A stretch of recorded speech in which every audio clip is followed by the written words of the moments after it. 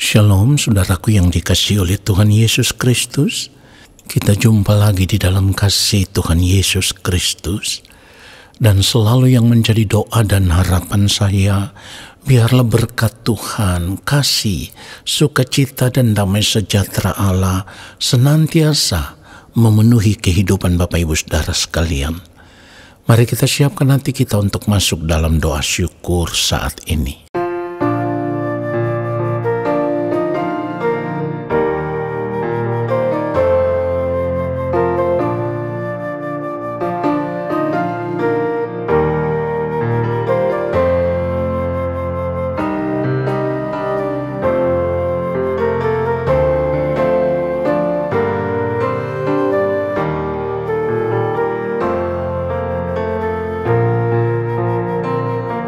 Satu hal telah ku minta kepada Tuhan, itulah yang ku ingini. Satu hal telah ku minta kepada Tuhan, itulah yang ku ingini.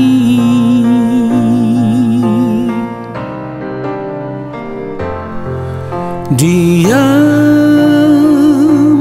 di rumah Tuhan seumur hidupku, menyaksikan kemurahan Tuhan dan menikmati bait-Nya.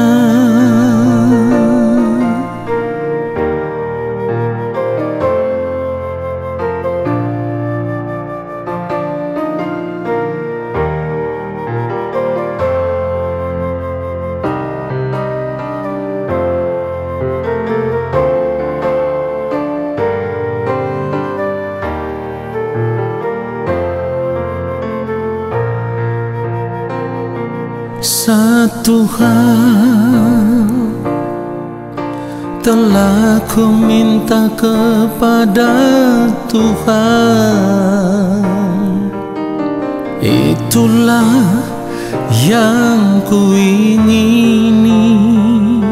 Satu hal telah ku minta kepada Tuhan, itulah yang ku ingini.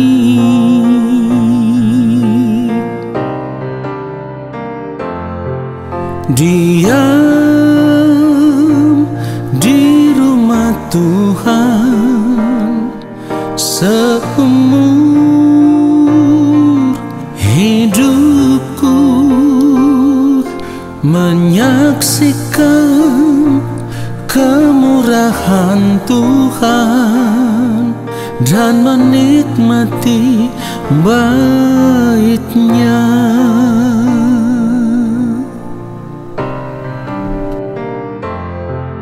Diam di rumah Tuhan seumur hidupku, menyaksikan kemurahan Tuhan dan menikmati bait-Nya, dan menikmati bait-Nya, dan menikmati bait-Nya.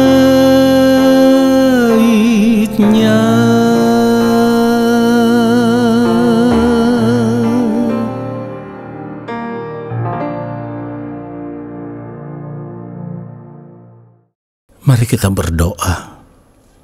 Bapa yang Maha Kudus, Allah yang Maha Mulia, Allah yang Maha Agung, saat ini kami ada di hadirat-Mu. Kami mau duduk diam di kaki-Mu ya Tuhan, dan kami mau menanti-nantikan firman-Mu. Berbicaralah bagi kami, sebab hamba-Mu ini hanyalah alat. Taruhlah setiap perkataan kebenaran Tuhan di dalam mulut hamba, supaya apa yang hamba sampaikan, itulah kebenaran yang Bapa kehendaki, dan kebenaran itulah yang akan mengubah kami, membentuk kami menjadi pribadi seperti yang Bapa di sorga kehendaki. Di dalam nama Tuhan Yesus Kristus, kami siapkan hati kami untuk kebenaran firman Tuhan saat ini. Amin.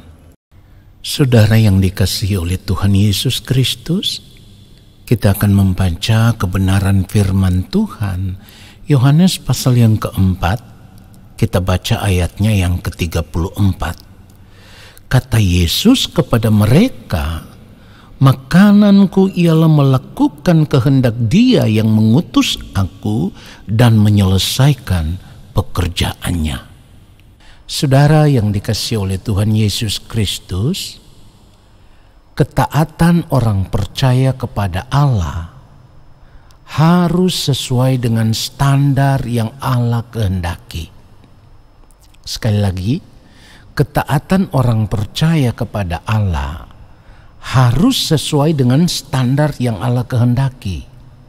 Dan standarnya itu adalah hidup Tuhan Yesus Kristus dalam ketaatannya melakukan kehendak Allah Bapa di sorga. Inilah standar hidup anak-anak Allah yang dikehendaki oleh Allah Bapa di sorga. Nah saudaraku, satu hal yang harus kita sadari adalah Allah tidak akan pernah mengurangi standar ketaatan tersebut. Jika kita benar-benar mau menjadi anak-anak Allah yang berkenan kepadanya, maka kita harus berjuang untuk mencapai standar ketaatan seperti Tuhan Yesus taat kepada Bapa di sorga. Seperti itulah kita harus taat kepada Bapa di sorga. Itulah kenapa Tuhan Yesus katakan, "Makananku ialah melakukan kehendak Dia yang mengutus aku dan menyelesaikan pekerjaannya." Taat sepenuhnya. Nah saudara yang dikasihi oleh Tuhan Yesus Kristus, kalau kita mau benar-benar menjadi anak-anak Allah, anak-anak yang berkenan kepada Allah Bapa di sorga, maka kita harus benar-benar hidup hanya untuk melakukan kehendak Allah. Sebab jika tidak, kita tidak akan pernah bisa diakui sebagai anak-anak Allah. Buktinya apa? Matius 7 ayat 21 firman Tuhan katakan, "Bukan setiap orang yang berseru kepadaku, Tuhan, Tuhan akan masuk ke dalam kerajaan sorga, melainkan dia yang melakukan kehendak Bapakku yang di sorga." Jadi mengaku diri sebagai orang Kristen saja percuma kalau kita tidak hidup melakukan kehendak Allah Bapa di sorga. Mengaku diri sebagai anak-anak Allah juga percuma kalau kita tidak melakukan kehendak Allah Bapa di sorga. Itulah kenapa Tuhan Yesus katakan, "Bukan setiap orang yang berseru kepadaku, Tuhan, Tuhan akan masuk ke dalam kerajaan sorga, melainkan dia yang melakukan kehendak Bapakku yang di sorga." Nah saudaraku, di sini kita bisa mengerti bahwa tidak cukup kita hanya mengaku sebagai orang percaya. Tidak cukup kita hanya mengaku sebagai orang Kristen tanpa hidup di dalam ketaatan penuh melakukan kehendak Allah. Sia-sialah percaya kita, sia-sialah kekristenan kita. Ini harus kita sadari benar saudaraku. Kita tidak boleh main-main dengan ini. Saudara yang dikasihi oleh Tuhan Yesus Kristus, perhatikan baik. Sekalipun kita mengaku percaya kepada Allah, itu tidak bisa menjadi ukuran bahwa kita akan berkenan kepada Allah. Kenapa? Sebab Allah sendiri yang akan menilai apakah hidup kita, percaya kita itu benar atau tidak. Percaya yang benar kepada Allah adalah percaya yang disertai dengan tindakan. Dan tindakannya itu adalah hidup melakukan kehendak Allah Bapa di sorga. Saudara, kita bisa melihat percaya yang benar itu dalam kehidupan Abraham, di mana Abraham taat sepenuhnya dalam melakukan kehendak Allah. Ketaatan Abraham dalam melakukan kehendak Allah inilah yang menjadikan dirinya sahabat Allah. Jadi di dalam hal ini kita bisa mengerti bahwa ketika kita mengaku percaya kepada Allah berarti ada harga yang harus kita bayar, ya. Ada harga yang harus kita bayar. Membayar harga tentu harus disertai tindakan nyata. Tindakannya apa? Sebagai orang percaya kita harus rela melepaskan keterikatan kita dengan dunia ini. Harus dilepaskan. Jika tidak, kita tidak mungkin berkenan kepada Allah. Kita harus meninggalkan dunia ini. Kita harus memutuskan persahabatan dengan dunia ini. Barulah kita bisa menjadi sahabat Allah. Kalau kita masih tetap terikat dengan dunia ini, bersahabat dengan dunia ini, tidak mungkin kita bisa menjadi sahabat Allah. Seperti Abraham. Yakobus pasal 4 ayatnya yang keempat, firman Tuhan katakan, hai kamu orang-orang yang tidak setia, tidakkah kamu tahu bahwa persahabatan dengan dunia adalah permusuhan dengan Allah? Jadi barang siapa hendak menjadi sahabat dunia ini, ia menjadikan dirinya musuh Allah. Saudaraku, persoalannya sekarang adalah seringkali karena kita merasa sudah menjadi orang Kristen atau orang percaya, maka kita juga merasa bahwa kita sudah berkenan di hadapan Allah. Jadi di dalam hal ini kita merasa kita berkenan hanya karena kita telah mengaku percaya. Tetapi mengaku percaya tanpa ada tindakan yang nyata. Ingat, firman Tuhan katakan iman tanpa perbuatan itu mati, saudaraku. Iman yang kosong. Abraham itu percaya kepada Allah, tetapi dia juga melakukan apa yang menjadi kehendak Allah. Ketika Allah meminta supaya dia mempersembahkan anaknya, dia memberikan anaknya. Jadi bukan sekedar hanya pengakuan dengan mulut saja. Nah, saudara yang dikasihi oleh Tuhan Yesus Kristus, sebenarnya untuk membuktikan bahwa apakah hidup kita sudah berkenan di hadapan Allah atau belum, itu bisa kita lihat dari cara hidup kita sendiri. Kita bisa memeriksa hidup kita. Dalam setiap detik waktu hidup yang Tuhan berikan kepada kita, waktu itu kita gunakan untuk apa? Berapa banyak waktu yang kita berikan untuk membangun persekutuan dengan Allah, bergaul dengan Allah, duduk diam di kaki Tuhan, berdoa, belajar kebenaran firman Tuhan setiap hari. Nah, saudaraku, itu semua menjadi bagian daripada harga yang harus kita bayar supaya kita bisa mengerti apa yang menjadi kehendak Allah. Lalu ketika kita mengerti apa yang menjadi kehendak Allah, kita hidup hanya untuk melakukan kehendak Allah.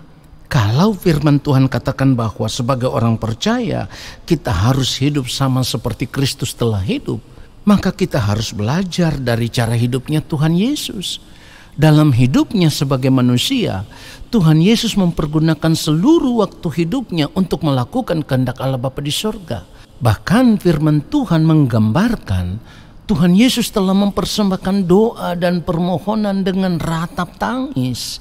Ibrani pasal 5 ayatnya yang ke-7, firman Tuhan katakan dalam hidupnya sebagai manusia, ia telah mempersembahkan doa dan permohonan dengan ratap tangis dan keluhan kepada Dia yang sanggup menyelamatkannya dari maut. Dan karena kesalehannya ia telah didengarkan. Nah, saudaraku, inilah standar hidup orang percaya yang benar. Artinya kita harus sadar benar bahwa hidup sebagai orang percaya berarti kita harus hidup di dalam ketaatan penuh untuk melakukan kehendak Bapa di sorga, supaya pada akhirnya kehidupan kita ditemukan berkenan di hadapan Bapa. Kiranya kebenaran firman Tuhan ini menyadarkan kita semua dan memberkati kita semua. Haleluya, amin. Mari kita berdoa, saudaraku. Bapa, terima kasih untuk kebenaran firman-Mu yang sudah kami dengar. Kami mau berjuang supaya di sepanjang hari-hari hidup kami, selama kami masih hidup di dunia ini, kami mau hidup hanya untuk melakukan apa yang menjadi kehendak-Mu ya Allah. Kami mau menyerahkan segenap hidup kami untuk hidup di dalam pimpinan kuasa Roh Kudus. Lalu Roh Kudus Tuhan akan memimpin kami ke dalam seluruh kebenaran, supaya di dalam sepanjang hari-hari hidup kami kehidupan kami boleh ditemukan benar-benar ada di dalam kesucian, ada di dalam kekudusan, ada di dalam kebenaran-Mu. Dan kehidupan kami boleh dipandang sebagai kehidupan yang berkenan di hadapan Bapa di sorga. Di dalam nama Tuhan Yesus Kristus, kami bersyukur untuk kebenaran firman Tuhan yang sudah memberkati kami saat ini.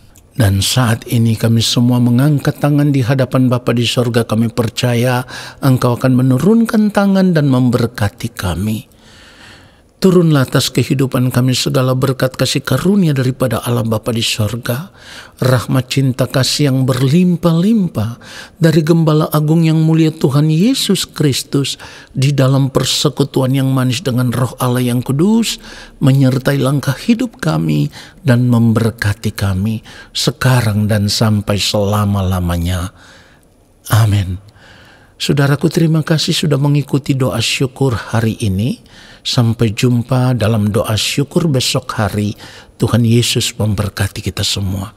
Shalom.